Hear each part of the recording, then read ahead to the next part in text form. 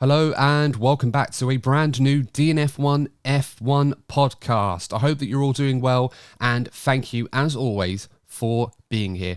Really means a lot and it's great to have you along for a bit of F1 chat and discussion. As we are back, the first race after the summer break is in the books and what a race it was. I certainly hope that the remaining races of the season are very, very similar to what we saw at Zandvoort. There was chaotic weather, incredible driving, changeable conditions, red flags, safety cars, the occasional crash or drivers going off circuit. Amidst all of the chaos and everything being jumbled up, strategy going all over the place, the one constant that we can rely on in F1 at this point in time, whether you want to rely on that or not, is Max Verstappen getting the win once again, equaling the record set by former Red Bull driver Sebastian Vettel of 9 consecutive race wins. And I've got to say, this one was arguably Max's most impressive performance this season, in my humble opinion. And I'll certainly break down why I think that is and more in this race review. But we are joined on the DNF1 panel for this race review by Courtney Pine. Courtney, going to come to you, of course. How are you? And what did you make of the Dutch Grand Prix? I know you've been a little bit pessimistic, I suppose, in your appraisal of the F1 season so far. But I think even by your standards, I think you could probably agree that that was a bit more like what we were hoping for in F1 2023. On the 9th day of Christmas, my true love gave to me 9 drummers drumming. There you go, I'm done. Yeah, that's fine. I mean, we were reliably informed by one of our followers, I can't remember who it was, that that song is part of the public domain. So you're more than welcome to sing that if you want. We won't get copyright strike, but we're going to have to come up with some new verses for that at this rate. But as I said, Courtney, despite Max Verstappen winning again and perhaps showing a new level of dominance, something that, perhaps the nuance behind it or certain facets of it that others that may not have noticed certainly noticed this weekend. But in terms of the race itself and the whole weekend, it was absolutely chaotic, wasn't it? Yeah, I'd say this race sort of amplified the story of F1 2023. Boring for the race win, but behind it, plenty of talking points. If it wasn't for the battles behind first place, we'd have a tough job running a podcast. So thank goodness the other guys are giving us some entertainment. Yeah, absolutely. Of course, we can't ignore the fact that the majority of the entertainment that we saw this weekend was coming behind Max Verstappen. But if I may throw this towards, laying more praise on Max Verstappen, we can't ignore the fact that, despite the fact that they have an incredible car at the moment, Red Bull, Max is doing incredible things, perhaps some things that until now people probably didn't appreciate. But in terms of what he had to do, or better yet put, what he had to avoid in terms of all the chaos that was happening around him, it's felt like you could throw any awkward situation at him, whether it be changeable conditions, as I said, the treacherous wet weather, the red flags, the strategy hiccups that were coming all over the place from everybody, Red Bull included to a certain degree, and the potential for mistakes and crashes and everything else that you could possibly throw at Max Verstappen. He just rode it all like a champ and handled it beautifully. As I said, amidst all the chaos, I think you could almost forget that Max Verstappen was in so much control. You've got to take your hat off and appreciate how good he was yesterday. Yeah, I had an analogy for it, actually. It reminded me of, I always like to use a Mario Kart analogy, obviously racing and that. It's like he had an abundance of stars. So whenever, the next obstacle come his way. So yeah, he was in that zone, and it is that combination of man, machine, and team. As From an entertainment perspective, as frustrating as that may be at times, in terms of Red Bull and Max doing their job, they're not there to entertain us. I think sometimes we have to remember what they're there. They're there to win, and they're doing that superbly. So you have to give credit where credit's due. But just if you've wrapped up the championships now, just take a breather and let someone else have a chance. Yeah, let everybody else have a go.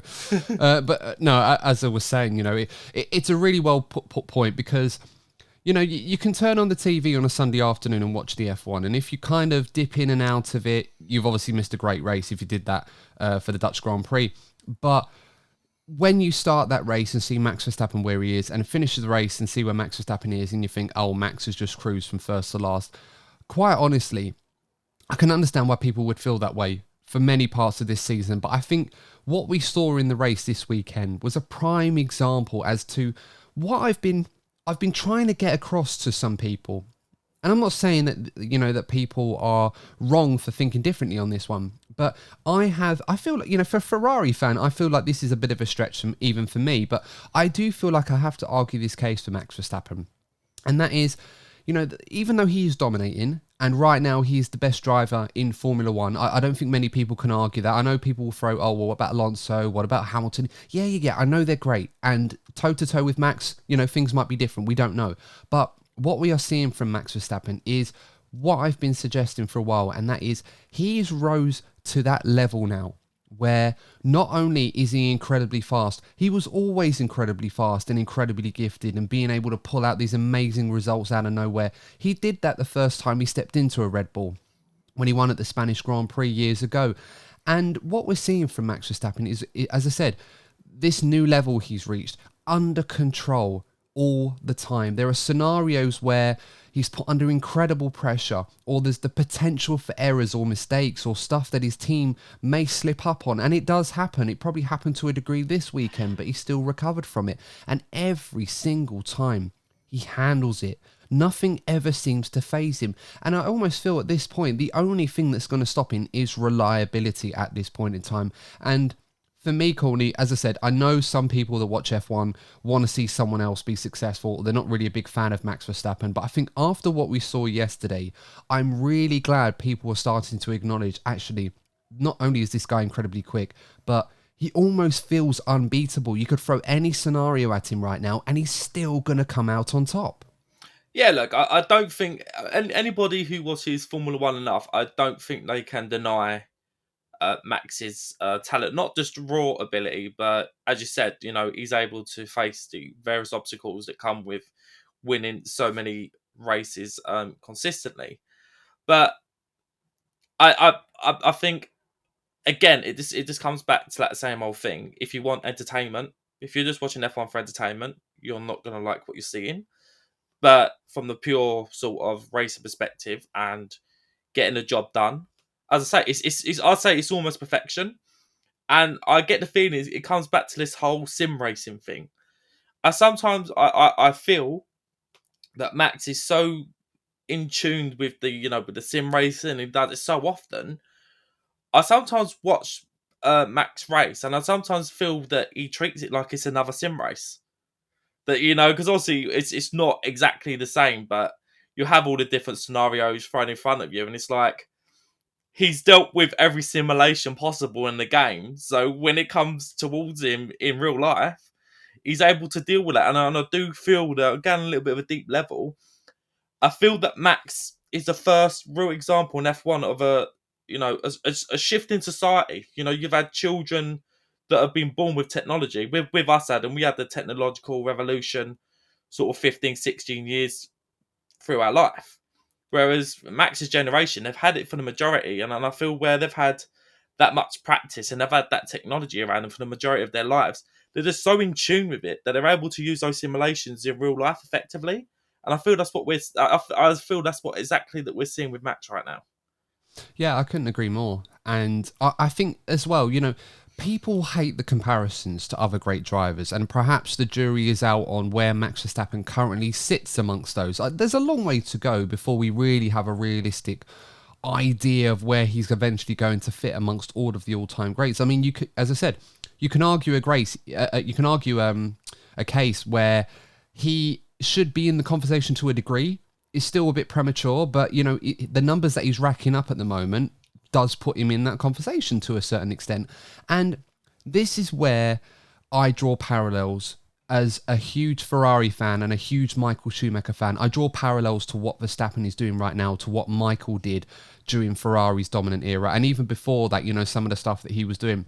And this is where I separate Verstappen to what Lewis Hamilton did. And this is not a praise of Max in critique of Lewis or vice versa. But when I think of Lewis Hamilton and where I draw comparisons, I think of Ayrton Senna. Yeah. I think a lot of people will agree with that. The blistering speed, the the technical ability that only, as I said, those two sit on their own in terms of technical ability above everybody else in that regard. But that is only one facet of what makes an all-time great an all-time great. You know, it's not me saying that they're better than the others for that reason. That's just one element of it. But then you see what Max is doing, the consistency, the raw speed that he has, the ability to pull something out, even when the chips are stacked against him. And in a position of dominance where he is currently in right now, like Michael, there's that aura about him right now. Nothing phases him. If there are issues or any stumbling blocks or obstacles that come their way, he deals with it in such a manner where it almost feels like you just can't beat the guy at this point in time. And that's why I said a couple of weeks ago, if you'd have put Lewis Hamilton in this car this season with Max, I still think Max would win for those reasons. I just feel that whilst Lewis is the quicker driver, even still, there's that element of consistency and dominance that we see in Max Verstappen that even in Lewis's dominant eras, I think you can agree to a certain extent, we didn't see that week in, week out from Lewis. With Max right now, I don't know. He might not be as fast as Lewis's ultimate pace. He may never get to that. But the consistency he's showing right now, when everything is going his way, I don't think many people can argue that the guy right now does look almost unbeatable. I say almost because there are a few exceptions, but it's incredibly impressive. And I feel like we need to lay praise on that while we can. I completely agree. We need to give the credit where credit's due. And we have done for years. Like I've said it a million times. It's very easy to... I don't know, people just listening for the first time can go, oh, you know, typical Lewis Hamilton fan, he doesn't appreciate Max. I remember appreciating Max when I went to Spa in 2015. That's how far back we're going. But I do feel at the same time, we can make a lot of comparisons of this era of dominance. Obviously, he just matched Sebastian Vettel, and it's very reminiscent of that second half of the season. I remember Spa, again, in 2013, Lewis got pole, and we thought, oh, you know what? It might actually have like a title battle on. Mercedes was showing a bit of an upturn. They were good in qualifying, but used to fall away in the race. Sebastian Vettel got Lewis on the camel straight. Never looked back for the rest of the season. The guy was unbeatable. And I feel that Max is in this purple patch that we saw with Sebastian in 2013. But as a general fan of F1, I want to see Max be challenged. I want to see Max come against Alonso. I want to see Max come against Lewis. Maybe not as often as literally as they did in 2021, because that was a long old season for us doing a podcast.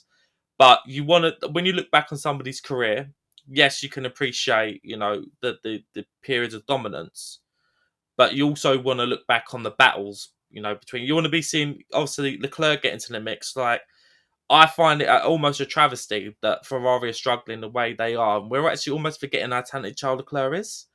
So I want to be seeing Charles Leclerc back up there. I want to be seeing that come against the best drivers on the grid. And then you will look back, and if Max convincingly beats those, then you definitely are putting him in one of the best drivers of all time by the time he wraps up his career. Absolutely. And that's what we want too. You know, it's easy for me to spend 5 minutes praising Max Verstappen and comparing him to some greats, or seeing certain hallmarks of what he's doing right now and draw parallels to that. But we all want that competition. Max wants the competition. I'm sure he's not enjoying dominating as much as he is, as much as he's enjoying winning at the moment. But, you know, after winning that Grand Prix, it was on the radio. It was like just a normal thing. It was like a Sunday drive. Yeah, we had a few things thrown at us, but we dealt with it. You know, that's Sunday for me.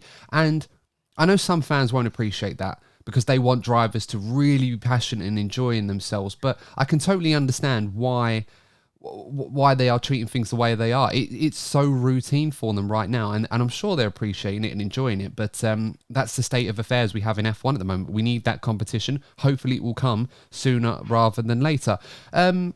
One moment in the race that did draw a lot of interest and intrigue from fans and pundits alike was the second stop in the race, where after all the chaos at the start, where they all had to change for the wet weather tyres and put the inters on, and there was difference in timings and strategies. Obviously, Perez went in very early, managed to have the team be ready for him at that point. A few teams obviously weren't in that regard. Got him a 13, 14 second lead over the entire field by the time Max had got back up into P2. And despite the fact that Max was catching him really, really quickly, it seemed inevitable that he was going to catch his teammate and probably overtake him, as we've seen a few times this season in that position. But what was interesting was Red Bull giving Max preferential treatment on the strategy to undercut his teammate when they put the dry tyres on and take the lead of the race, which he ultimately did. Perez was a bit surprised about that. He said on the radio, did Max undercut us? And his engineer just said, yes, he did. And a lot of fans and pundits were a little bit disappointed that Red Bull used this as an opportunity to manoeuvre the cars around to put Max ahead of Perez so Max could drive off the distance and Perez could consolidate a P2. What are your thoughts on that, Courtney? Do you think Red Bull made the right call, or were you a bit disappointed that they decided to do that? A tad disappointed, yes, but I can't help but feel that Max would have overtaken him fairly quickly anyway. And look, it was a Dutch Grand Prix. I think if let's say hypothetically speaking, Red Bull allowed Perez to stay ahead of Max, and let's look at Sergio Perez. Sergio Perez is the other big story when it comes to this era of Max's dominance. I was very harsh on him, even after his podium in Spa. We're here praising Max Verstappen for winning 9 races in a row, but Sergio Perez has been beaten by his teammate 9 races in a row. I'm sorry, he's simply not doing good enough, and he must be feeling that frustration. So let's go back. Hypothetically speaking, they meet on track. Perez is carrying that frustration. He's thinking, this is my first chance to win a race in the best car in 9 races. Here comes Max, the golden child, at his own Grand Prix. I'm going to make life difficult. We all know that when Max comes up against someone that's been difficult, he'll give it back, if not worse. Coming together at Max's home Grand Prix, it's a disaster. So I'm guessing everything was going so smoothly, once again, for Red Bull, that they wanted to avoid any sort of drama. Yeah, absolutely. And I didn't have a problem at all with what Red Bull did. Quite frankly, I think if I was in that position, I'd have done the same thing without thinking twice, quite frankly. I mean, we saw how much quicker Max was than Checo. Max was only in that position because the teams told him to stay out. And at the same time, when you're leading the race, and I was saying this yesterday when I was watching the race, when you're leading the Grand Prix and the track conditions are changing in the way they are, you're the first driver to come across those conditions. You're the first one to experience all that. You have no reference point. You have to just go on feel and instinct and whatever the car is telling you at that point in time. And of course, it depends on who's driving that car as well. And because of that, you have literally no time to react. You can't react because you're the first one to those conditions. So when when Perez came in and Red Bull pulled him in, I'd imagine Red Bull made that call. They would have had a bit more time to see the track change, and as dramatically as it did, it caused everybody by surprise in that regard. Max had no chance, and Max has the most to lose by this going wrong. If they'd have pulled him in first, instead of Perez earlier on in the race, Max would have lost so many positions potentially. All right, he would have got them all back because the way the strategy worked out, it would have been brilliant. That's why Perez ended up in the lead of the race by some margin. But you couldn't take that risk. So, for me, when it got round to that second phase of the race, I thought it was very clever from Red Bull. I know they would have wanted to avoid a scenario where, Max Verstappen, it's another race where he's leading it at home. Checo's practically got nothing to lose, I suppose, in that regard for competing with his teammate, although he might be mindful of making sure he finishes second in the championship at this point in time. There's all that to consider, but Red Bull would have been risking a scenario where, in difficult conditions, there was the potential for the drivers to take each other out. And quite frankly, I think he did Perez a favour, because if those two had come together, I don't think Perez would have been able to get out as Zandvoort without a police escort. Not to say the Dutch fans, they would have been happy about it, let's put it that way, in Max Verstappen's territory, of course. So I think it was a smart decision. It moved the cars in the order they needed to be. Checo would be annoyed, but then, as you said, Courtney, Checo's not really put himself in a position this season to demand any sort of preferential treatment. And let's be honest, the only reason why he was leading that Grand Prix in the first place at the time was because Red Bull helped him out to get in that position. So I felt like, you know what, if they want to move you two around to make sure the order is as they want it, so be it. If you're unhappy about it, drive faster. It's as simple as that, really. So I sympathise with Checo in that situation, but I don't have a problem with what Red Bull did at all, even if the fans are a bit annoyed they were denied an opportunity to see them two battling each other. In terms of the rest of Checo's race, kind of sums up the weekend, though, doesn't it, for Checo? Because he was in a good position. He could have finished P2. All right, things were changing quite dramatically, and, for the most part, he was handling it relatively well, but it all came unstuck towards the end, Courtney, didn't it? Because went off the road, before the red flag came out, or before, the safety car before that, and lost P2 to Alonso temporarily, then went into the pits to try and put on some new tyres to take advantage of the changing conditions, and then the red flag came out.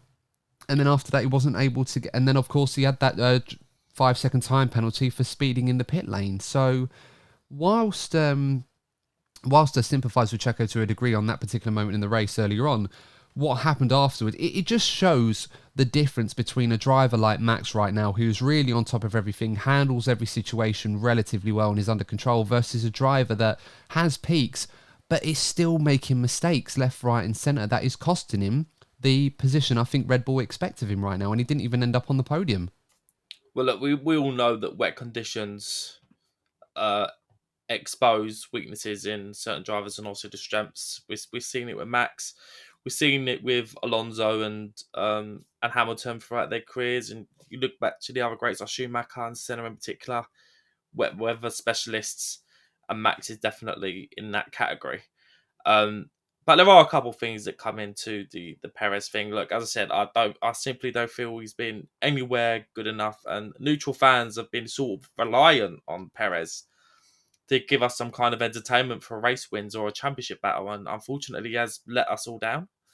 But then I think you have a look at the setup side of things, and it's something we've spoken about throughout Sergio's time at Red Bull. We know the Red Bull is set up to suit Max. Again, you can't blame them. But with the way that Max likes a car to be set up, we know it's always on the edge. And that's how Max likes it, to get the maximum performance that we are currently seeing this season. With that, it must be difficult to drive, particularly in wet conditions. And again, the way the car is set up, along with the gap of talent between the two drivers, that really was on show yesterday. It really was. I mean, as I said, I don't think genuinely Max is 4 seconds a lap quicker than Checo in wet conditions. Absolutely not. But, as I said, it just, if it was as simple as Checo just being second all the time and Max winning, then fair enough. I don't think that's unreasonable for Red Bull to expect that. I think Checo's a perfectly capable driver in the machinery that he's in to be second behind Max more often than not. But we've seen this season time and time again, for one reason or another, Checo just can't seem to put it all together. And that will be a concern for Red Bull long term. I mean, it already seems to be making waves in the Red Bull hierarchy. We had Dr. Helmut Marko, who is, how can I put it? His utterances are obviously very memorable and noteworthy, because you always hear about stuff that he's saying. I almost feel like he's that kind of guy that says everything he wants to say in private quarters, but has microphones following left, right and centre, so they just pick everything up he says and reports it as if he's having an interview. And I mean, he's a very honest man in terms of how he feels. Whether you like what he says or not is up to you, up to you listening, of course.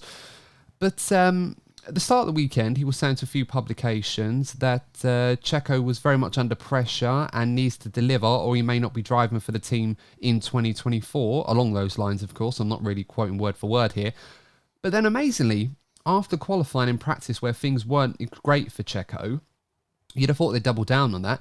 He ended up changing his tune, and the narrative was quite different in that Checo is definitely going to be with us next season. So, I mean, what do you make of all that, Courtney? I'm not suggesting here that someone's had a word with him and he's changed his tune to try and make sure that no one's bothering Checo about his future. But it does seem right now that Red Bull, at least in certain elements of the hierarchy, are perhaps looking at possibilities that Checo may or may not be driving for them next season. I'm going to use Bottas as the reference with this Sergio Perez situation. It's all well and good for Sergio to be performing at this current level, given how dominant Red Bull is. Obviously, they'll wrap up both championships. And we saw that was acceptable with Bottas in 2020 when Mercedes were the dominant team. But in 2021, Bottas's performances did sort of let Mercedes and Lewis down to an extent. I think there were some races you look back on and think, if Bottas had done more of a job, maybe Lewis could have got that championship over the line.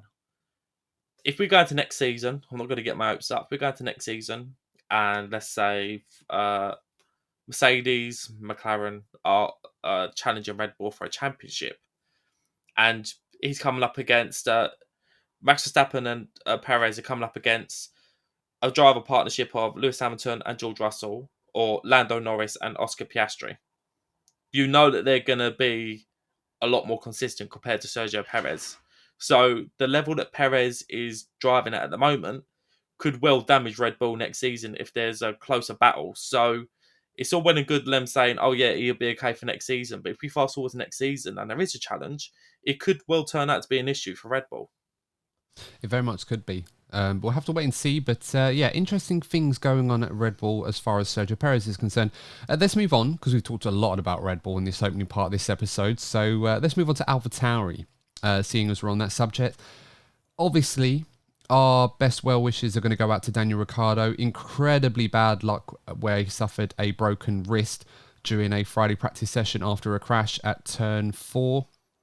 And was it turn 4? Well, that long sweeping left-hander that's on a banking curve.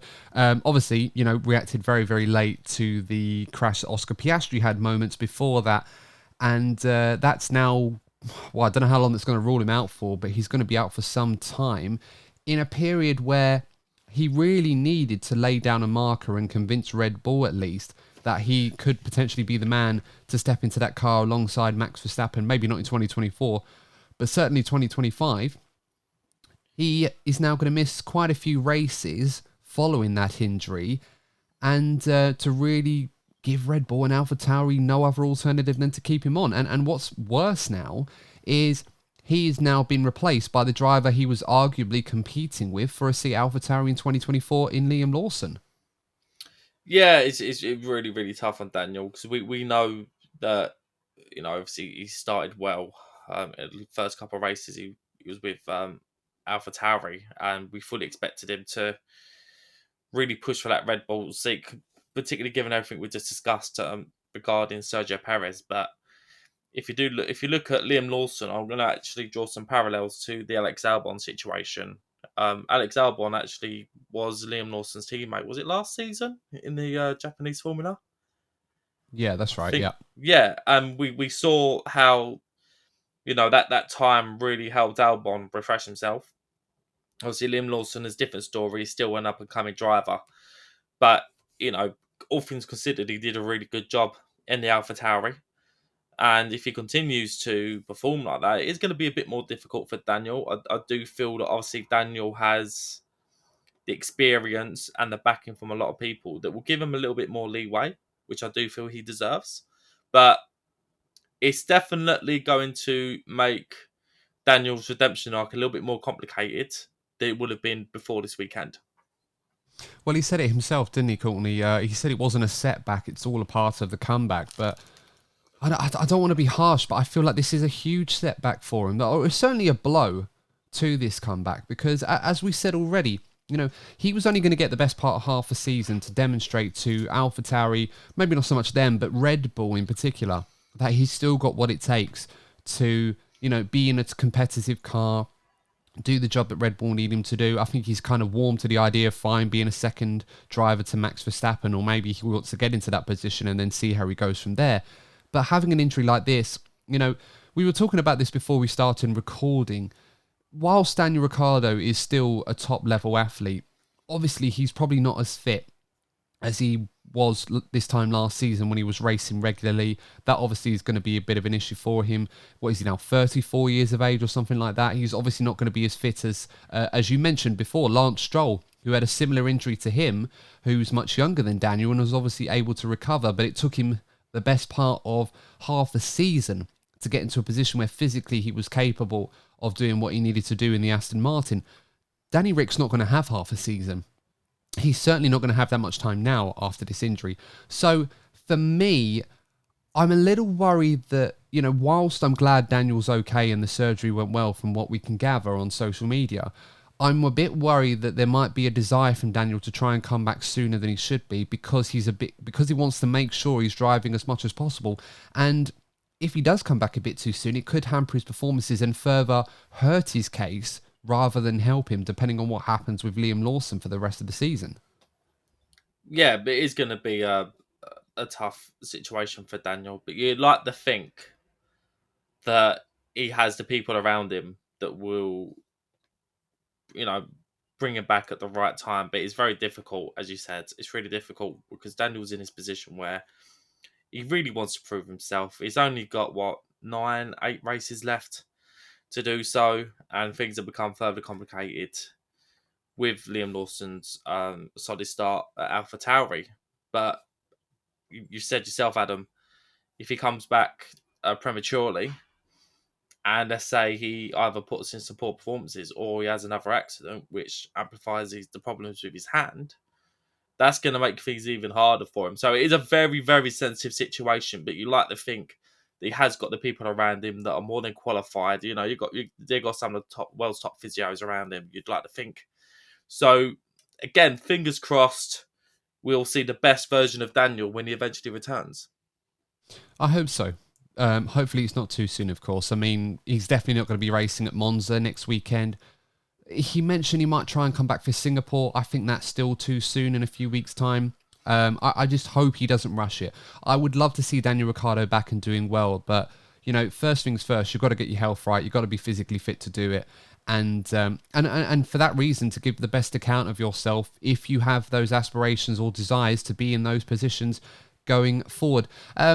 Quick note, of course, on Yuki Tsunoda, a driver who I think for all intents and purposes, it's been in some ways under the microscope and in other ways not so much. And I think in all of the amidst of all the drama revolving who's driving the other car, he's had to put in the performances where he is and carry this AlphaTauri team. I have to say, in a weird way, I feel like whilst he's done a good job regardless, I can't help but feel that how the hierarchy probably see him long term has probably not helped the fact that they seem to be focused more on who's driving the other car than what he's doing at the moment.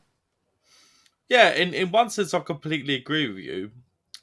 But in another sense, I feel that the scenarios on the other side of the garage have actually helped Yuki. You know, you mentioned that he's, you know, sort of away from the attention. And I think that's exactly what he needed. When he first joined the team, we saw a lot of raw talent. But with that raw talent come, you know, a lot of mistakes. And when you're sort of seen as a potential Red Bull driver, particularly when the Red Bull Honda partnership was as fruitful as ever, the natural assumption would be, okay, Yuki Tsunoda will probably end up replacing Perez. So it was under all of that pressure, all of that attention. So any mistake he did make was highlighted. He was bashed by the media. Fast forward to this season, with everything that's happening on the other side, he doesn't have that scrutiny, and it seems that it's actually helping him settle into Formula One. Because at the beginning of the season, I was worried. I put Yuki Tsunoda down as the flop of the season. I very much have to be humble pie on that because he's done really well for a team that isn't doing good enough this season. So I do feel, as I've already said at the very beginning, with everything that's going on the other side, I feel that's actually benefited Yuki's performances. Yeah, I don't know. I just feel like with all this conversation about Perez's future and who Red Bull might be considering, I don't think I've seen many people throw Yuki Tsunoda in there. And I almost feel like Red Bull don't consider him to be good enough long term. But I feel like, well, you've got, you know, Nick De Vries was never really a serious option for that anyway. And obviously, as we know, that's not panned out for them. They always touted this idea at Colton Herta, but that's completely gone now. That's not going to be happening anytime soon at all. Whether we see Colton in F1 in the next few years remains to be seen. Then, of course, you had the situation with Ricciardo. It seemed like a realistic option to a certain degree, but as I said so far, we've only got a limited pool of data to compare Tsunoda to Ricciardo to, and I don't think Ricciardo's been any better than Tsunoda. I think Belgium proved that Tsunoda is still the better driver of the two at this point in time, and of course, until Ricciardo comes back, or whatever version of him comes back after his injury, remains to be seen. And now Liam Lawson, another driver that's been touted, more likely to be in that Red Bull in the future than Yuki Tsunoda. I just think what Red Bull are doing right now is they're exhausting all of these potential options when maybe if they're just looking for a reliable number two that can grow and embrace what's going on with this team, maybe despite their failings in the past, maybe looking towards Yuki Tsunoda might not necessarily be the worst idea. As I said, remains to be seen, but I don't think he's doing his position at AlphaTauri any harm whatsoever. And he's going to be there next year, and hopefully he will continue to get better and better. I think there is a good driver in there. I just wish sometimes Red Bull appreciated it perhaps a little bit more than they do having young Yuki in there. We've got to talk about Liam Lawson, of course. Thrown in very much at the deep end this weekend, Courtney. Jumped in at FP3 in a very wet Zandvoort circuit. Obviously, it was very hard for him to get up to speed. As far as we're aware, he's had little to no simulator time at all prior to this race. And he was racing in another series as well, and he was expected to try and get up to terms with things. In qualifying, naturally, he was always going to be the slowest on the circuit. So I don't think it surprised many people to see that Liam Lawson started at the back of the grid.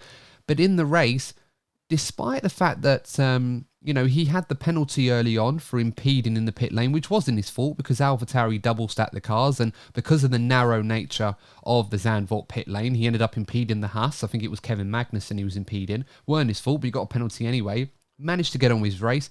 He did all right in the difficult conditions. I know he had a bit of a spin, but he managed to recover that. And he had that great little battle with an albeit wounded Charles Leclerc in his Ferrari. But that was a nice bit of on-track action to see, all things considered. And he still finished ahead of his teammate in P13. So, people can call it what it is, but I would say for a first outing, that was very, very impressive from Liam Lawson under the circumstances. I think he handled it brilliantly. Yeah, first of all, I need to raise it. I said it to you guys yesterday. Do you know in the during the rain delay, they always do shots of the drivers with obviously with the helmet visor open. I had to double take because I really think that in that shot, he really reminds me of Jenson Button. Look how times maybe it was. Is that? Oh, look, is that Jenson? Wait, is he?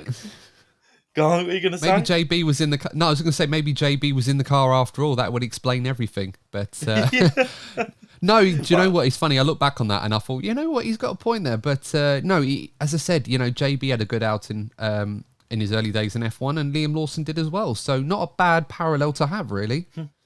But yeah, I don't want to make it all about the Jenson Button lookalike. He did a great job. Look, it's only one race. It's very easy to get carried away. But, if you have a look at, on one side, the bad fortune for Daniel, this is a great opportunity for Liam Lawson to make his point. He obviously wasn't going to get a chance this season. That's why he went to drive in another driver category. So he's got a great opportunity. And let's see how he gets on. So far, so good. Yeah, I mean, we don't want to get carried away here. Red Bull certainly won't want to get carried away because the last time they picked up a driver that had one great race out of context, they signed him and sacked him within 6 months. So it's not really going to be, will base his credibility and his potential off of one Grand Prix. They will get an opportunity to see him with a much larger pool of data owing to Ricciardo's injury. But, for a long time, people have been saying, don't sleep on Liam Lawson. Why is he not getting his opportunity? Well, you know what? He's getting his opportunity now. I don't think it's how he would have imagined it would have happened. But if he puts more performances together and starts to grow, I know the result perhaps flatters the performance to a certain degree because it was a bit chaotic and he could have easily been last in the race, for different reasons. But then you can make that case for a lot of people. It's how you handle those changeable conditions and where you end up after all of it. It will tell the story of how good a job you did. So I think he did really well. Beat his teammate, of course. So, that does count for something. And we'll see how he gets on in races to come. It was, as I said, good first outing for Liam Lawson. And I'm certainly confident he will get better and better. Yeah, I think with Monza coming up, we always know that, particularly in qualifying, Monza can be quite chaotic. So this could be an opportunity for Liam Lawson to really settle in. And obviously going on to Singapore, street circuit, another chaotic race. You've got some races coming up where some of these drivers want to make a name for themselves. They could get some results for their team. And look, AlphaTauri need it. They're simply not doing good enough. So they need both drivers to be on their game. Yeah, absolutely. Let's move on to Aston Martin now. Fernando Alonso on the podium once again, P2. Aston Martin bringing an upgraded floor, and they did look pretty handy, it must be said, especially Fernando Alonso. And I think they will be absolutely delighted. I think it was one of those races where people were saying, could someone have beaten Max Verstappen today? Given how well Max Verstappen drove that race, I would say probably not. It would have needed Max to do something ridiculous or make a mistake somewhere that would have cost him. But Fernando Alonso did absolutely everything he possibly could to make sure he was in the mix. And I was incredibly impressed. I think of all the podiums we've seen for Fernando Alonso, this was probably by far and above the best one this season. And it was an incredible drive from Fernando. Yeah, he was loving life, particularly during that first stint. There were a couple of moments you were thinking, well, is he going to do the unthinkable and actually get ahead of Max Verstappen? But no, Aston Martin have definitely made some improvements. I think it's going to be intriguing to see where they are in the next couple of races. I can't help but feel that we probably saw the worst weekend in terms of preparation and strategy by Mercedes. So I don't think we saw the best of them at all this weekend. We saw in that final stint when they finally got settled, Lewis was improving. So going into Monza and Singapore, two very different styles of races, we're going to get a really good indication of where Aston Martin are by the end of Singapore. I think that's a really good point to remember because, you know, as good as a job Aston Martin and Fernando Alonso did this weekend, particularly in the race on Sunday, as you rightly pointed out, Mercedes had made mistakes left, right and centre. They were all over the place, despite the fact that they probably were quite quick as well. McLaren, for the same reason as well, you know, they could have been easily quick as well. But that they were making mistakes on strategy several times over. And Ferrari were absolutely nowhere for so many different reasons that we'll get into in a moment. So this was a great opportunity for Aston Martin to take advantage of this. And at least in Fernando Alonso's hands, they very much did that. Lance Stroll, on the other hand, another race not in the points. And as I said, whilst Aston Martin will be enjoying the fact that Fernando Alonso got a P2 and the fastest lap as well, which will certainly help them in their battle in the Constructors' Championship, I'm not sure P2 is realistic given their certain situation, but P3 may not necessarily be off the table just yet. There is going to be a concern at Aston Martin that still, after all this time, Lance is still nowhere near his teammate. And I know Fernando is a great driver and still one of the best drivers in Formula 1, easily. But Lance Stroll, surely he's got to be closer to Fernando than that if the car is more competitive, as what we hope it will be based on what we saw this weekend. I'd be intrigued to know what's going on behind the scenes because surely that incredibly awkward situation or that incredibly awkward conversation must be starting to build up. Is Lance Stroll really good enough to drive for a team that has ambitions to challenge for championships? Because we spoke about it very early on in the season when Aston Martin were probably at their strongest. They weren't picking up the points to highlight their advantage because Lance Stroll wasn't doing well enough. We obviously gave some consideration to the injury that he had in pre-season, but now we're well into the season. We saw the improvement with the Aston Martin under Fernando Alonso, and you're looking forward and you're thinking, look, if Aston Martin take that next step forward, I still don't have that faith that they'll get the results they need because, to be brutally honest, I don't think Lance Stroll's good enough. No, and you know, I've often been a defender of Lance Stroll and said, look, you know, he doesn't have to be showing that he's World Championship material, but at least he can get closer to Fernando, and you know, consolidate those results when they come when Aston Martin are good. That's what they will need from him to do. But I can't really say that that's what he's been doing consistently, and this will be a concern for Aston Martin. It should already be a concern if it isn't already. It's just such an awkward situation given it's the boss's son, and you know, at some point he's going to have to make a very difficult decision right now because he's invested a lot of money into this project and a lot of time and a lot has been done here. He doesn't want it to come unraveled because his son is not quite good enough to deliver what the car is capable of. And at the moment, whilst people say, Courtney, that, oh, Fernando's outperforming this car, I hate that phrase because you can't outperform the car. It's not possible to do that. I get the reason for the suggestion, but Fernando is delivering right now what the car is capable of at the max, and Lance is nowhere near that. And that is a problem, you know. We're not expecting Lance to be on Fernando's level, but at least be closer to it than he is at this point in time. So we'll have to see what Aston Martin do about this, but Lance has certainly got to up his game when Aston Martin is strong. And if they don't finish P3 minimum in the Constructors' Championship, then maybe they will be having those awkward conversations that you referenced earlier. Let's move on to Alpine now. Absolutely great day for them. Pierre Gasly putting together by far and above his best performance for Alpine this season. Esteban Ocon finishing in the top 10. I think he'll be considered a bit unlucky because he made a good strategy call and then was undone by that late red flag, but still managed to get in the points regardless. And this is a bit more like it from Alpine. I like what I saw from their drivers this weekend, and I think they'll be thoroughly delighted with a podium for Pierre Gasly. Yeah, Pierre Gasly woke up on Sunday morning and said, "You know what? I don't want to spend yet another day in Alpine land. I'm gonna go to pastures new."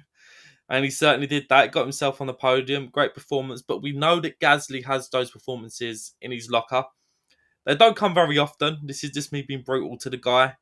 But this is exactly why Alpine signed him. A team that are as midfield could come. They're very much the Brentford of Formula One.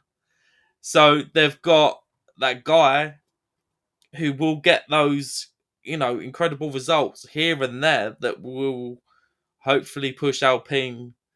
Say they were in a closer midfield battle. Let's say it was more like last season when I was in a closer battle with McLaren, Aston Martin. Those 2 or 3 performances a season you get from Pierre Gasly could be the difference between finishing 6th in the constructors and 3rd. Obviously, that's not going to happen this season.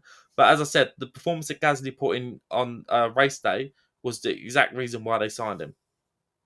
Yeah, absolutely. And this is what I want to see from them a bit more often. As you said, Pierre Gasly woke up, looked in the mirror and said, you know what, I'm Pierre Gasly. I'm going to go and do Pierre Gasly things. And this is the sort of thing that he is capable of delivering. Now, I don't want to be too harsh because, we've got to remember this is Alpine here. Alpine arguably have the 6th fastest car on the grid at the moment. So for me to sit there and expect them to get a podium every weekend is ridiculous, quite frankly. And given how crazy this F1 season has been, I think unless you're driving a Red Bull, you can't really put that expectation on anyone week by week. It just changes so much. But when opportunity comes, when races get crazy, more often than not, Pierre Gasly does put himself in a position to capitalise from this.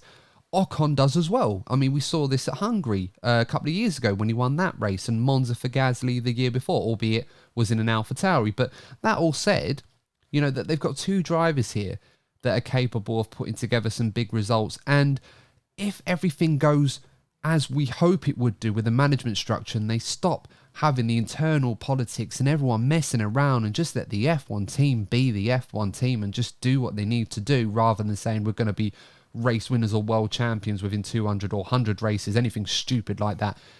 Get that out of it. Let the F1 team be the F1 team and they'll be fine.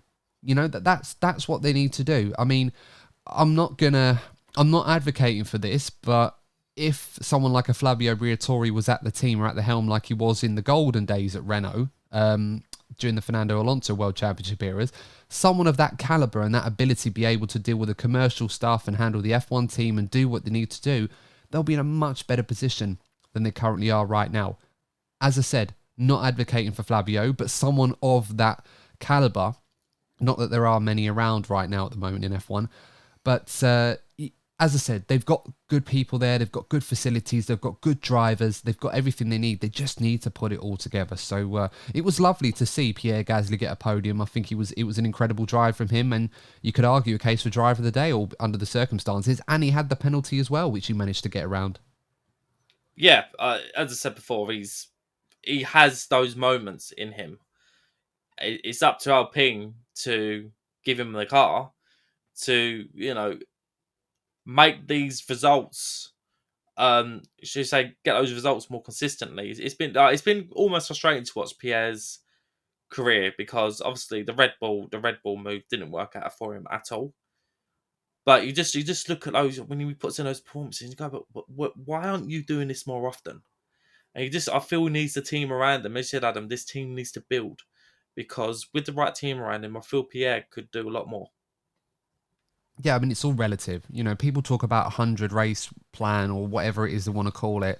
It's all relative. I don't understand why they bother doing it because they expect everybody to be sitting still. That's how it comes across when they try to sell this project, if you like. Still don't even know what that entails.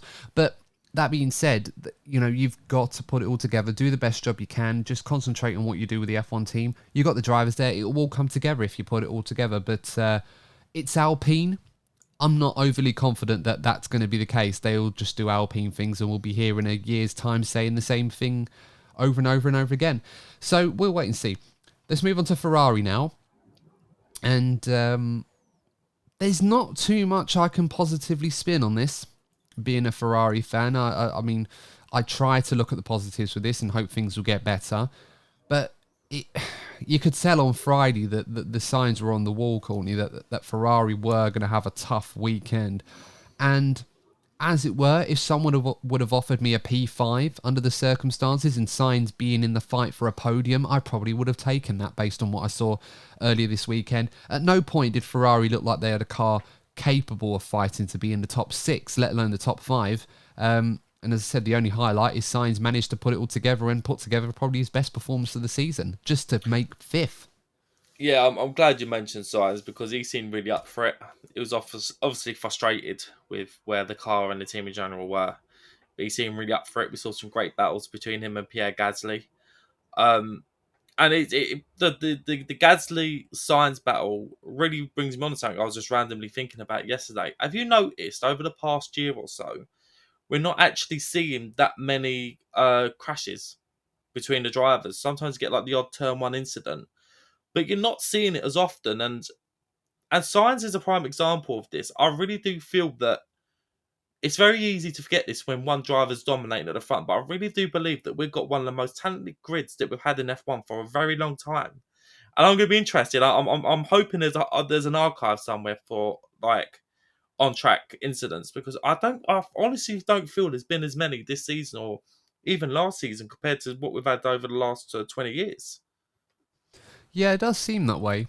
I mean, we're still getting quite a few incidents where a few front wing end plates are being broken off and stuff like that. We have had a few of those. We certainly did yesterday. Charles Leclerc certainly had a few little bouts in yesterday. But no, I totally understand your point. I think it is a very talented grid. I think because of the scarcity of available F1 seats at this point in time over the last few years, there's been very little room. And also because of how well the franchise is doing, which of course filters down into the teams in terms of revenue, there's been very little room for drivers with more money and influence and talent to make their way into the sport. And what that's meant is that drivers that are talented, like Haas, for example, that they got rid of Mick Schumacher. Mick wasn't exactly a money guy, but everybody is to a certain degree. But, that they, instead of nurturing Mick Schumacher's talent and tried to get the best out of him, they decided, no, we're going to go for someone more reliable, more experienced, and went for Hülkenberg. Now, in previous years, that wouldn't necessarily happen. Haas would have either stuck with Mick Schumacher or potentially look for the next young star making waves that might have a bit more financial backing. Like, I can't think of one off the top of my head, but like the Latifi situation, like Williams could have easily kept him in the car for the money, and they decided, no, we're not going to do that. We're going to bring in someone like Liam Lawson, and they were looking at De Vries and a few other drivers as well. So I do think that has resulted in a more talented and better caliber of F1 grid, and I certainly think it's as strong as it's probably ever has been as a collective. So there is some element of truth in that. On the Ferrari thing, of course, I think, as I said, this highlighted a great performance for Carlos Sainz. He'd be disappointed that he lost out to Alonso and, of course, to Pierre Gasly quite late on. But, yeah, Ferrari, again, for one reason or another, it's just not working for them. And, as I said, I think they had the 6th fastest car this weekend. On balance, it probably was worse than that. I think Williams probably had a better overall balance than they did as well. So you could argue a case for them. But, in terms of all the chaos, Sainz managed to, do the best job he could, did a great job to get in P5. Leclerc certainly would have been up there as well if he had a bit more better fortune. At the strategy call at the start of the race as well, Courtney, we've got to talk about that. People were joking at Ferrari for not having the tyres ready at the start of the race, but in the inters for Leclerc. But Leclerc made a very late call just as he was coming in. So Leclerc's kind of got to take a bit of the blame for that. But at the same time, he was right in saying that it was the best strategy, even with that delay. So, there were certain elements where it was okay for Ferrari, but it is a bit worrying that despite a crazy race like this, it just highlighted how tough it is for Ferrari right now to extract the maximum out of their car. They're either really good or really bad. I was going to say, I look at Ferrari and I see parallels between Ferrari and Mercedes this year. They both struggled to find the peak of the car. I think they both struggle with tyre temperature as well. It just seems that Mercedes are able to find that peak more often than Ferrari. And the results show, I think the combination of that, and obviously Mercedes had a messy weekend as well, but generally speaking, Mercedes are able to find that peak more often compared to Ferrari, and they make the strategy calls, and the drivers have been a bit more consistent as well. But I do feel sorry for Charles Leclerc. I do wonder, where does his career go in the next season or so if Ferrari don't back up their ideas? Well, as far as I'm aware, he wants to stay at Ferrari, so we'll just have to wait and see. But it's the hope that kills you. But Ferrari right now, yeah, they're in a bit of a difficult period. At the very least, as I can say, when things have been bad for Ferrari, they've usually been very bad, but at least Sainz was able to consolidate a good result for them in a difficult weekend. It was always going to be tough for them. This was not a circuit where I expected Ferrari to be very, very good. I was just a bit concerned towards the end that while Sainz was potentially in a podium position, all right, Fernando got him, understandable, but the fact that Pierre Gasly got him quite easily, that was quite worrying for Ferrari. Mercedes now, up and down weekend for them, plenty of errors in there. Toto Wolff and Lewis Hamilton both arguing a case that if they'd put together a much stronger weekend in terms of other elements of the strategy and pit stops and etc., they could have been fighting Max. I don't think they'd have been that high, but they certainly would have been in the podium shout with Fernando Alonso for sure. But nonetheless, Lewis Hamilton managed to recover a difficult race to finish P6 overall and was very unlucky not to get Carlos Sainz. I think we can all agree if that Mercedes wasn't as draggy as it was, he probably would have got the Ferrari as well. Recovered it quite well, Lewis.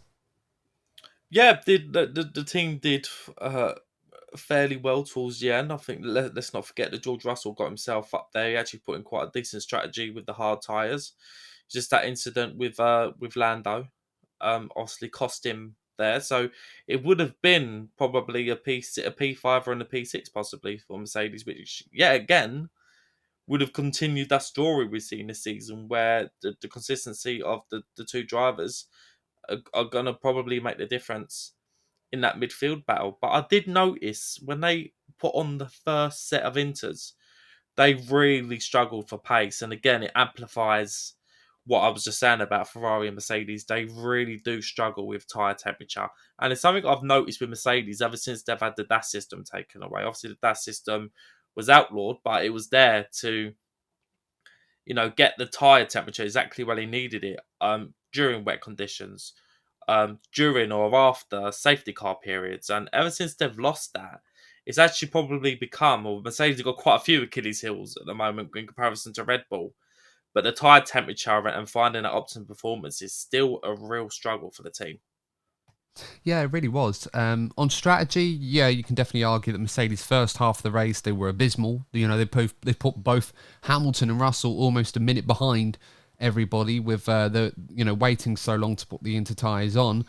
But, a very smart decision from them to get George Russell onto the hard tyres.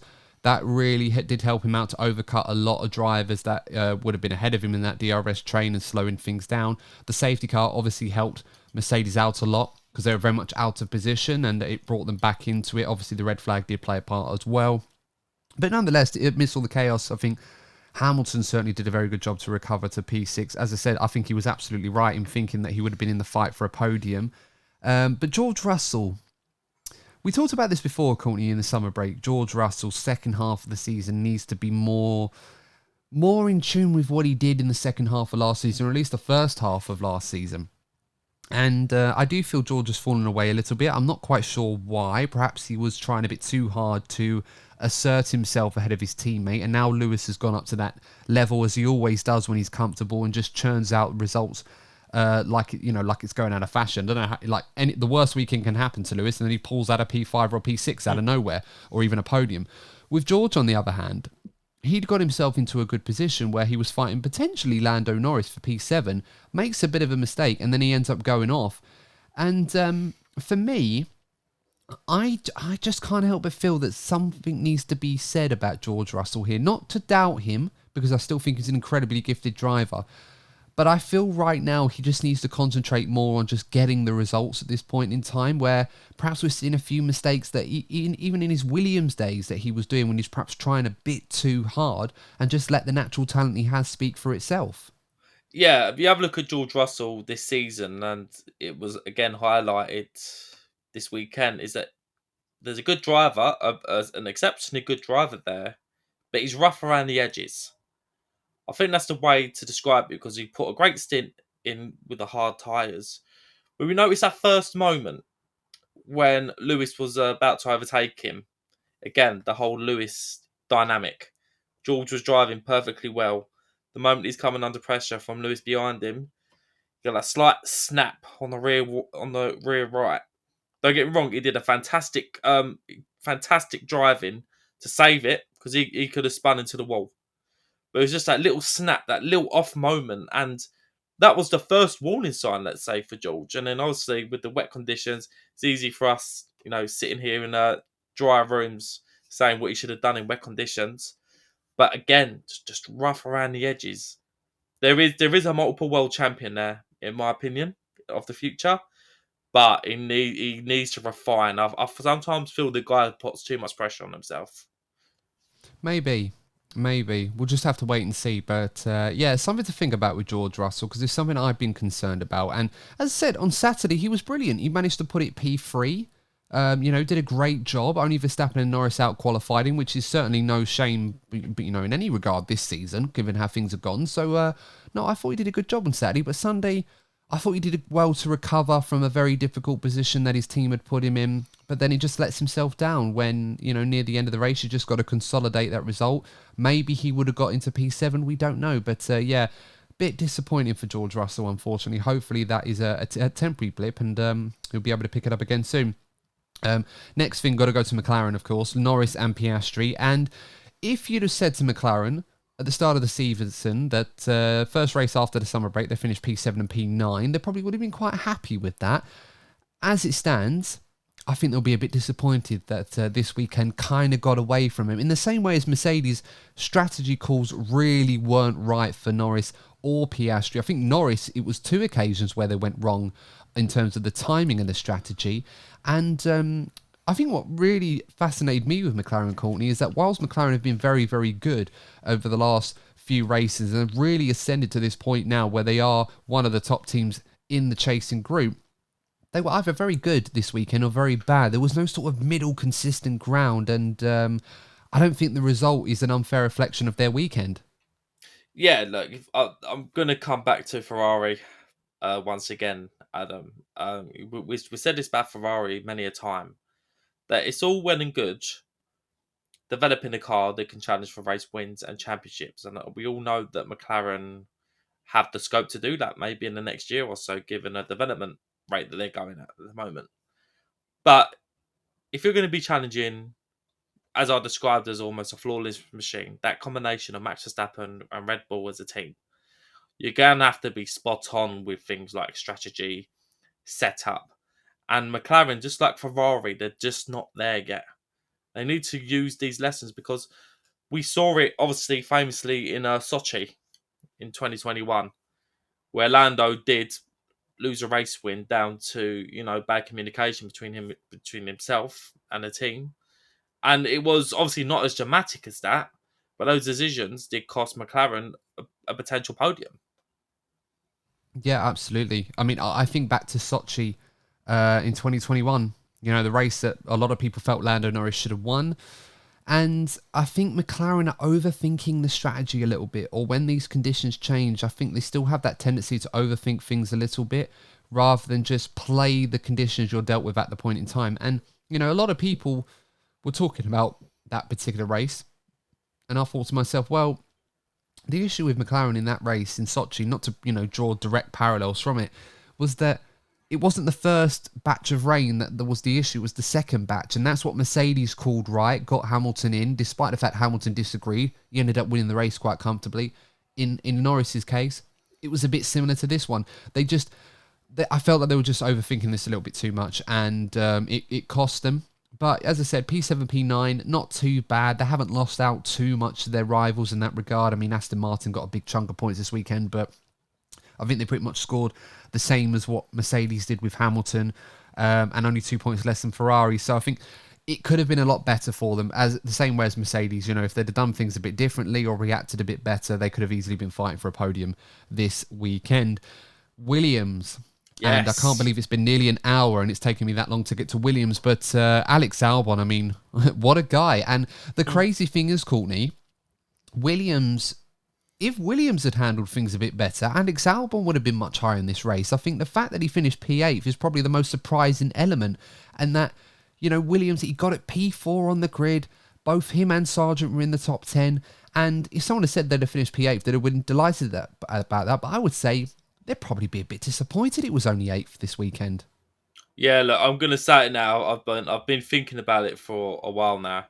I'm going to say it. I think Alex Albon has been one of the top 5 drivers this season. I think there does need to be discussions about the guy's future. We're going to discuss it in another podcast because we could go on about this for a very long time.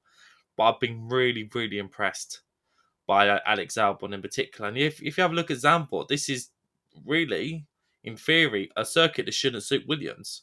You go into Monza, that's a circuit that could really, really suit Williams. Like, they should be looking at this coming race with a lot of optimism, particularly with Alex Albon. He's up there racing with his old schoolmates, George Russell and Lando Norris, and he was there on merit with a car which, in theory, is vastly inferior. So fantastic stuff, and I'm really happy that two of the guys that really struggled during their time at Red Bull, Gasly and Albon, showcased the talent and what they're actually capable of this weekend. Yeah, they very much did. And, you know, this was a circuit that I was expecting Williams to struggle at, and I'm glad they didn't. But I think what this highlights is, you know, Williams haven't just suddenly found loads and loads and loads of downforce and just plonked it onto their car and it's like, oh, all of a sudden we're good now. I think Williams have made improvements, but what has struck me as rather significant as to why Williams are in the position they're in right now, they have a very good range of balance on their car. And what I effectively mean by that is that when the conditions are changing quite as often as they did this weekend, Williams were always up there, especially in Alex Albon's hands. And you saw Ferrari, Mercedes, McLaren, you know, and a few others going all over the place, going up and down. Sometimes they're up there, sometimes they're nowhere. Williams were always in that ballpark. And on average, that will work out in your favour. And we saw this with Alex Albon. As I said, if it wasn't for the fact that Williams were not as good on strategy in the race as they perhaps could have been, in the same way others were, Alex could have easily been fighting in the top 5. I mean, I think someone joked to Charles Leclerc in the press conference after the race, maybe, you know, you wish you'd had a Williams this weekend. I don't think Charles commented on that, but do you know what? I looked at it and I thought, yeah, probably would have had a better weekend. I mean, obviously retired, so he would have had a better weekend regardless, but you might have had a bit more fun in the Williams. And it just shows how far Williams are progressing at this point in time under this new leadership with James Vowles. And I said this before, I think James Vowles could turn out to be the signing of the season for Williams, but it is proving right now that Williams are making steady progress, and they've got a very good young driver in Alex Albon who is determined to prove that he's still got what it takes to be at one of the big teams. Whether the big teams are seriously looking at him remains to be seen. I'm sure they probably are keeping tabs, but it's another great performance from Williams. And in an era where, you know, Constructors' Championship positions like this are worth tens of millions of dollars, getting a few more points on the board and stretching that margin over the likes of Haas, AlphaTauri and Alfa Romeo is going to be absolutely priceless to Williams. Completely agreed. They're getting the results and just being so much more consistent than what we've seen from them over the last few years. I think, you know, perfectly put Adam about James Vowles. He's definitely made a difference. But I've said it a few times this season. I feel the combination of himself and Albon have really given Williams that sense of rejuvenation. And it's showing on track. And I'm really, really, really pleased to see it. Because I was truly worried that we could see one of the great historic names of F1 disappear. So fantastic stuff. Fantastic for F1, for a team that is so important to the sport to slowly be bringing itself back up. Yeah. And it's nice to see Williams start to shake off that tag of being just straight line speed merchants, because I think a lot of people thought, oh, well, Williams can go to certain circuits, just trim the rear wing and be really fast in the straights and, of course, defend those positions. But they are proven that they've got quite a good balance on that car and are able to add a bit more downforce where they can. It's still a long way from the finished article, but they're doing a very good job at maximising opportunities when they got them. As I said, they were a bit lucky this weekend because they didn't make the right calls at the right time, but they still managed to get a decent result given the circumstances. And those extra points Alex Albon has accrued for the team will be invaluable towards the back end of the season. Before we sign off, Courtney, quick note on Logan Sargent. Obviously, his crash that ended his race this weekend. James Vowles said that he'd lost hydraulic pressure before his crash, meaning no power steering, and he just sailed wide. Said it's down to the team to rally around him and pick him up for Monza, as it wasn't his error. And you could see several times throughout the broadcast, it cut back to Logan Sargent, who was very distraught, very upset. This was a better weekend for him in certain elements. Still had a crash in Q3, despite qualifying in the top 10, which of course was a great achievement before the crash, of course. We are seeing peaks and moments where Sargent is getting better. But I just feel that we're not seeing enough of that consistently, in terms of we're not seeing a consistent level raiser. We're just seeing potential of what the driver can do, but unlike Albon, he's not able to level that out and being able to hold on to that. And I argued the case for Sargent that he needed some time to adjust himself and get used to this. This is all going to be new to him. He needs a team that's going to be patient with him, and hopefully we'll start seeing some progress over time. I'm starting to wonder at Williams that whilst James Vowles is calling for everyone to rally around and support him, that if this continues and we don't start seeing more consistent progress, that patience will start to wear quite a bit thin, and we may get to a point later on where Williams may be forced to look at other options if a better one becomes available. It's one of the reasons why he seemed so distraught. Look, I've been overly critical of Logan Sargent, but for him to get a top 10 start, it would have been buoyant. It would have been over the moon. And for that performance or that sense of optimism to be taken away from him based on something that wasn't actually his fault, you can't blame him for being distraught, because let's say moving forward he does lose that Williams seat, he might look back on this moment as a defining moment. So he's really going to be hoping to get a few more opportunities. As I've already said, Monza could be an opportunity for Williams to make another statement result. So he might not have to wait long, but he's going to have to, look, even though it's not his fault, unfortunately, the tables in F1 are brutal. So if he's really low down there on the drivers, and we're seeing that big difference where Albon is doing so well, it's going to be difficult for Logan Sargent, but he needs to put in a couple better performances now. Yeah. As I said, I've got faith that you can turn it around. As I said, I think this weekend highlighted that there is progress being made on Logan Sargent's side. And of course, he will be disappointed. But as I said, this is a driver that you can only give so much time to. And I know in F1, we've often advocated for drivers needing a couple of seasons before we can see what they're really capable of. And if they're not up to it, fair enough. But in F1, you're not going to get a couple of seasons, even at a team like Williams, under the guidance of someone as patient and as warm as someone like James Vowles seems to be from what we're seeing. It's lovely to see, but unfortunately, I think for Sargent, as I said, we saw peaks, we saw what he can do, but like Albon, he needs to start delivering this on a more regular basis. And if he's not able to do that, Williams will have no choice but to find someone that will, because Williams are now in this phase where they're going to encounter some new problems, because nobody cared if they were crashing out or having some issues when they're at the back of the field and not scoring points.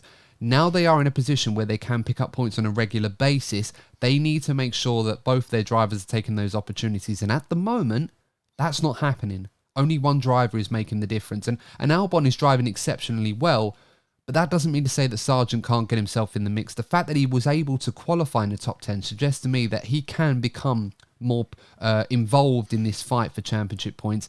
And Williams will certainly be noticing that as well. I don't think alarm bells are ringing just yet, but I think those concerns are starting to become more and more ever present. And if he doesn't deal with it quickly and soon enough and start raising his level, that will start to become a problem. Yeah, he needs to get the results. Particularly, as I said, Monza is going to be one of those races. There's going to be a lot of pressure on him, because this is going to be, I think, the patch of form that Williams are in. We've spoken about Lance Stroll at Aston Martin. Whilst they're in this good patch of form, you don't know how long it's going to last for. He needs to be taking these opportunities. Yeah, absolutely agree. But that's all we got time for this review. We'll be back later this week for the preview of the Italian Grand Prix, the home of Ferrari. Will Max Verstappen break the record and make it 10 in a row? Probably will. Yeah, I mean, we're asking the question saying, will he? He probably will, unless something crazy happens. But it's Formula One. That's why we love it. You just never, ever know. But until then, guys, thanks very much for tuning in. Please stay safe, and we will see you in the next episode of the DNF1 F1 podcast. And remember, as always, if you're not first, you're probably DNF1. Take care. See you soon.